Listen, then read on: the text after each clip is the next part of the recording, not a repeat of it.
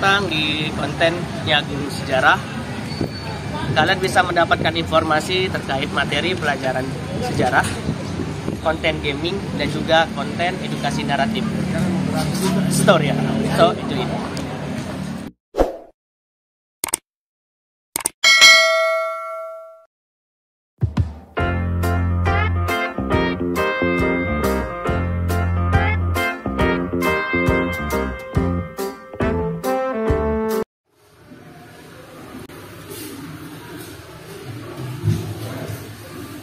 Assalamualaikum anak-anak semua.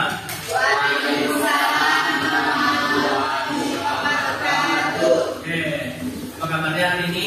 Alhamdulillah. Baik, ya, alhamdulillah. Pada selamat kan? Alhamdulillah. Oke, sebelum kita memulai pembelajaran pada pagi hari ini, alangkah baiknya kita berdoa dulu ya. Oke, silakan ketua kelas untuk memimpin. Bersiap, berdoa mulai.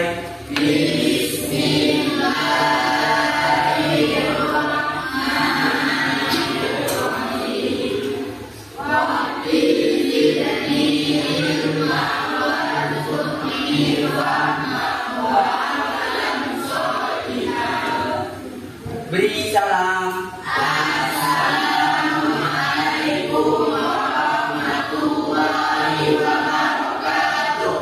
Waalaikumsalam warahmatullahi wabarakatuh.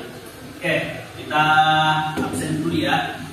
Andika Putra, Agna Nailu, Fatis Safarin, Flora Nabila, Gilang Fajri, Irwansyah, Kori Cordova, Maisyara, Muhammad Ihsan, Nurjana, Rahayu Effendi, Razim Alfiansyah, Ramadini Raya, Rio Rian Kitara, Riris Dwi Setianingsi. Sakit. Oh, sakit. Sakit apa? Demam. Oke, semoga lekas sembuh. Setio Budi Hadir. Siti Fadila, Syafira Sarah, Syarifah Mujaida. Oke ya. Pada hari ini kita akan melanjutkan pembahasan kita, yaitu mengenai kerajaan Hindu-Buddha yang ada di Indonesia. Ya. Minggu kemarin Bapak sudah menjelaskan sekilas mengenai kerajaan Sriwijaya. Sriwijaya. Kerajaan Sriwijaya itu terletak di mana? Sumatera Selatan. Di Sumatera Selatan. Siapa raja yang membawa kerajaan Sriwijaya mencapai puncak kejayaannya? Balaputra Dewa.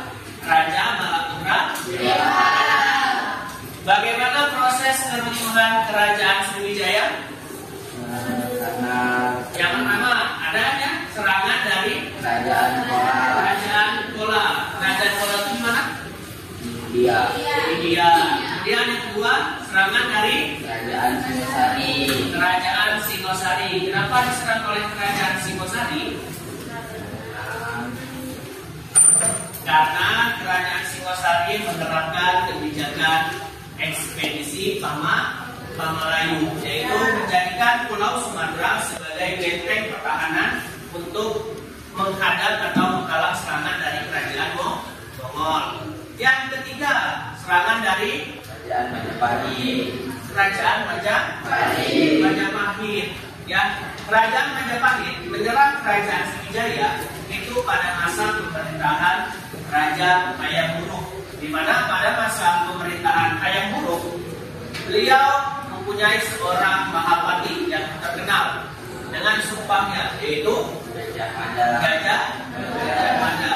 Dengan sumpahnya yang bernama Sumpah Palapa, ya, yang berniat untuk menyatukan seluruh Nusantara di bawah kekuasaan Kerajaan Majapahit. Makanya Gajah Mada pada waktu itu menyerang Kerajaan Sriwijaya.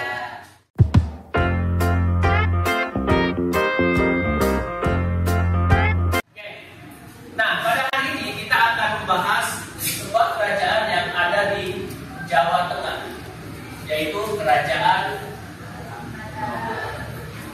Mataram kuno. Oke. Kerajaan Mataram kuno itu terletak di mana? Di Jawa. Di Jawa Tengah. Nah, uniknya Kerajaan Mataram kuno itu dikuasai oleh dua agama yang berbeda. Yang pertama ada Hindu dan yang kedua ada Buddha. Di mana Kerajaan Mataram kuno ini itu terdapat 3 dinasti yang pernah berkuasa. Yang pertama ada dinasti atau Wangsaya, Sanjaya. Yang kedua ada dinasti Sailendra atau bangsa Sailendra. Dan yang ketiga ada dinasti Isyana atau bangsa Isana. Oke, jadi pernah terdapat 3 keluarga atau 3 dinasti yang pernah berkuasa di Mataram kuno. Nah, kalau kita klasifikasikan berdasarkan agama, dinasti Sanjaya itu beragama Hindu, Sailendra itu beragama ya Buddha, dan Isana itu Hindu. Ya. Jadi ada Hindu, Buddha, dan Hindu. Nah, dinasti atau Wangsa Sanjaya dengan Wangsa Sailendra itu terletak di Jawa Tengah. Oke, ya. Jadi ada 2 dinasti yang berkuasa di Jawa Tengah. Sedangkan dinasti atau Wangsa Isana ini itu berkuasa di Jawa Timur. Ya. Jadi ini sekilas mengenai Kerajaan Mataram kuno yang pernah dikuasai oleh 3 dinasti, yaitu dinasti Sanjaya, Sailendra, dan Isana. Di mana letaknya pun berbeda. Sebelum kita lanjutkan pembahasan, Bapak akan membentuk kelas ke dalam 4 kelompok. Oke? Kemudian setelah kelompok terbentuk, duduk sesuai dengan kelompoknya masing-masing, di mana tiap kelompok nanti akan tampil ke depan secara acak, random, ya. Nah, yang perlu didiskusikan yang pertama, bagaimana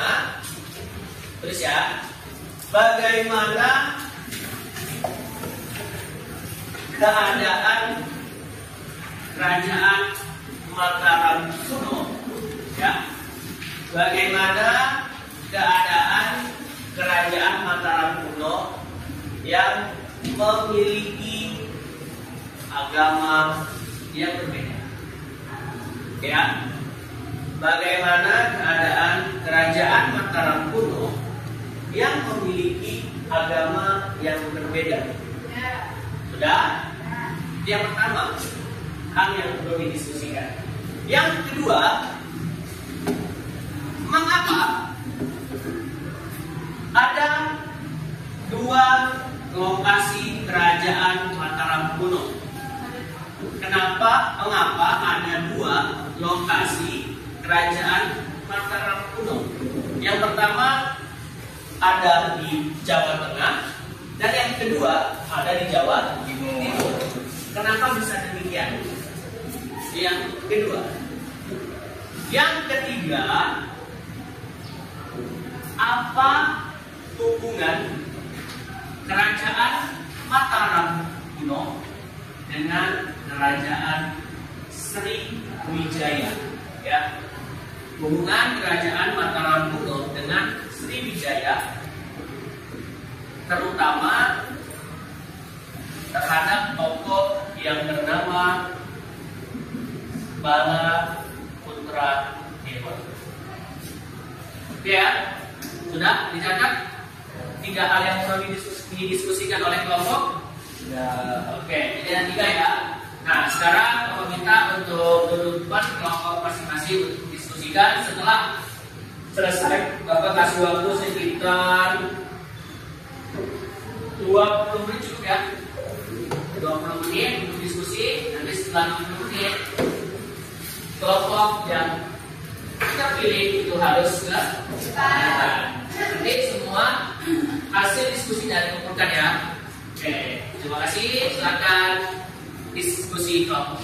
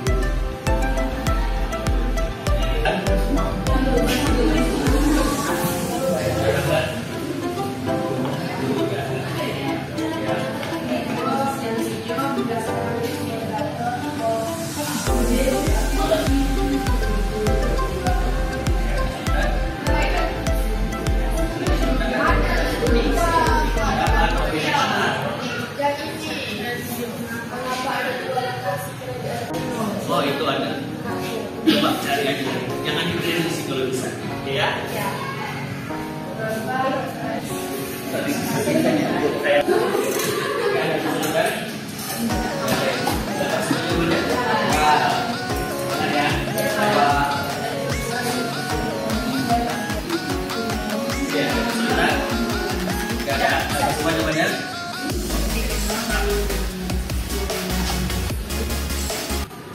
Oke, sudah siap diskusinya? Ya. Oke, seperti yang sudah Bapak bilang sebelumnya, untuk kelompok yang tampil pada saat kita undi atau kita acak ya. Oke ya, di sini ada 4 gulungan kertas. Kertas yang keluar ini yang akan sambil untuk mempresentasikan hasil diskusi kelompok. Oke ya, kita lihat sama-sama kelompok 1 dan 2. Ya, coba bisa buka berapa itu yang keluar? Dengan kelompok 3. Kelompok 2. Oke, tadi kelompok 2. Ya. Ya, oke. Silakan tampil ke depan. Mempresentasikan hasil diskusi kelompoknya. Ya, bagi kelompok yang lain, coba diperhatikan jika ada jawaban yang berbeda dengan apa yang sudah kalian dapatkan, boleh ditanyakan ya. Ya. Oke. Assalamualaikum warahmatullahi wabarakatuh. Waalaikumsalam warahmatullahi wabarakatuh. Kami dari kelompok 2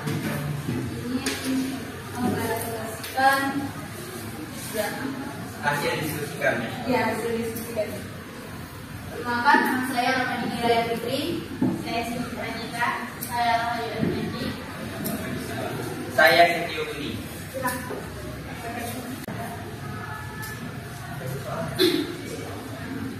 Bagaimana keadaan kerajaan Mataram dan kuno yang memiliki agama yang berbeda?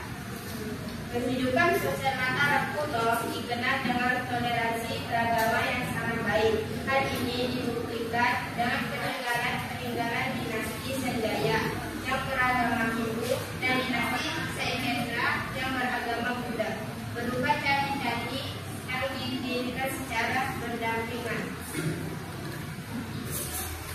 Hal yang kedua, mengapa ada 2 lokasi kerajaan Mataram kuno? Karena pada tahun 928 MPU, Sindo memindahkan istana kerajaan Mataram dari Jawa Tengah ke Jawa Timur atau Medan. Alasan perpindahan ini diduga akibat letusan gunung berapi atau mendapatkan serangan dari Sriwijaya. Maka saat era dinasti Sriwijaya dan MPU Sindo yang diperkirakan adalah keturunan atau menantu keturunan dari dinasti Sanjaya. Pendidikan dinasti baru yaitu dinasti Isya yang memerintah di Jawa Timur.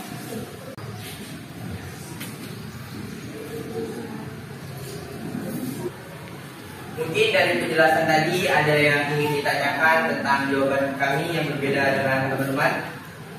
Ya, ada yang berbeda dengan jawaban yang sudah disampaikan oleh kelompok 2 ya. Ada? Sama? Ya, kelompok 1.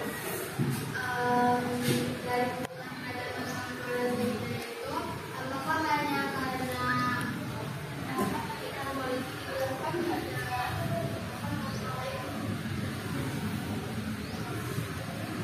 Maksudnya apakah hubungan tadi hanya sebatas pernikahan politik ataukah ada hal lain yang membuat ada hubungan antara kerajaan Mataram kuno dengan kerajaan Sriwijaya? Betul? Kelompok 1? Jadi gini, saya akan menjawab pertanyaan dari kelompok 1. Hubungan Balaputra Dewa dengan kerajaan Sriwijaya dan Mataram kuno itu terjadi karena ada salah satu dari Raja Sriwijaya yang memiliki anak dan juga dinikahkan kepada Raja Mataram kuno. Seperti yang kita tahu, raja itu kan istrinya nggak cuma satu ya. Nah, anak dari Raja Sriwijaya itu melahirkan Balaputra Dewa dan satu lagi kakaknya. Nah, singkat cerita, Raja Mataram kuno itu meninggal, yang harusnya tahtanya itu jatuh kepada anak pertama. Tapi anak pertamanya itu karena dia perempuan tidak bisa. Di situ terdapatlah seorang laki-laki yang muncul. Dia muncul untuk menikah politik dengan tujuan dia bisa menjadi raja. Si Balaputra itu tidak terima dengan kesetujuan kakaknya itu. Dia berperang, namun dia kalah. Karena dia kalah, dia melarikan diri. Karena Balaputra Dewa ini masih memiliki hubungan darah dengan kerajaan Sriwijaya, jadi dia dapat menjadi raja kerajaan Sriwijaya. Mungkin segitu yang dapat saya sampaikan. Terlebih dan kurang saya mohon maaf. Oke, berikan tepuk tangan buat kelompok 2.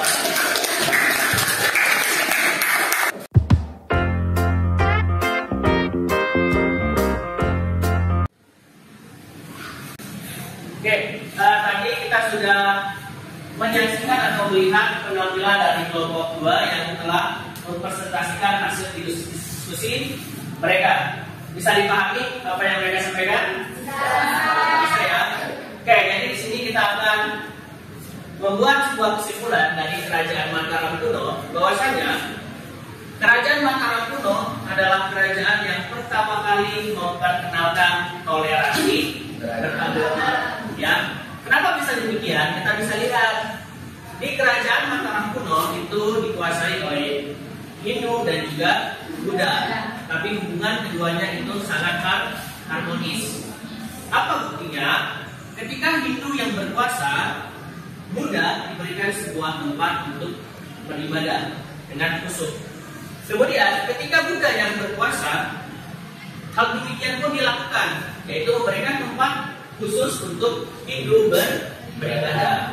Nah, kemudian kerajaan Mataram kuno itu ada di 2 tempat. Yang pertama ada Jawa Tengah dan ada di Jawa Timur. Nah, kenapa bisa berpindah ke Jawa Timur? Itu karena adanya letusan gunung api yang mengakibatkan kerajaan Mataram kuno di Jawa Tengah itu hancur. Yang kemudian oleh Empu Sindok, ya namanya Empu Sindok, keturunan dari kerajaan Mataram kuno Jawa Tengah, dia memindahkan pusat pemerintahan kerajaan Mataram kuno yang awalnya di Jawa Tengah ke Jawa Timur. Nah, selanjutnya ada sebuah hubungan yang mungkin tidak biasa, yaitu di balik tokoh Balaputra Dewa, di mana Balaputra Dewa itu adalah keturunan dari kerajaan Mataram kuno dan juga keturunan dari kerajaan Sriwijaya. Yang awalnya dia mencoba untuk mengambil tahta di Mataram kuno, namun gagal karena kalah saing dengan calon suami dari kakaknya. dia pun melarikan diri dan sampailah di kerajaan Sriwijaya. Mungkin sudah menjadi takdir atau sudah menjadi jalannya. Rupanya dia menjadi raja di kerajaan Sriwijaya dan membawa kerajaan Sriwijaya mencapai puncak kejayaannya. Oke, materi hari ini bisa dipahami? Saya, kalau bisa berarti minggu depan kita akan lanjutkan ke materi kerajaan Kediri, ya. Kerajaan Kediri nantinya itu adalah lanjutan dari dinasti Istana yang ada di Jawa Timur. Oke, jadi kita ke depan akan membahas kerajaan Kediri. Jadi Bapak harapkan kalian di rumah bisa mencari informasi lebih dulu terkait dengan kerajaan Kediri supaya minggu depan kita bisa sharing terkait apa yang sudah kalian dapatkan. Oke ya. Pertemuan hari ini Bapak cukupkan sekian. Kurang lebihnya Bapak mohon maaf. Sampai jumpa lagi minggu depan. Assalamualaikum warahmatullahi wabarakatuh. Waalaikumsalam.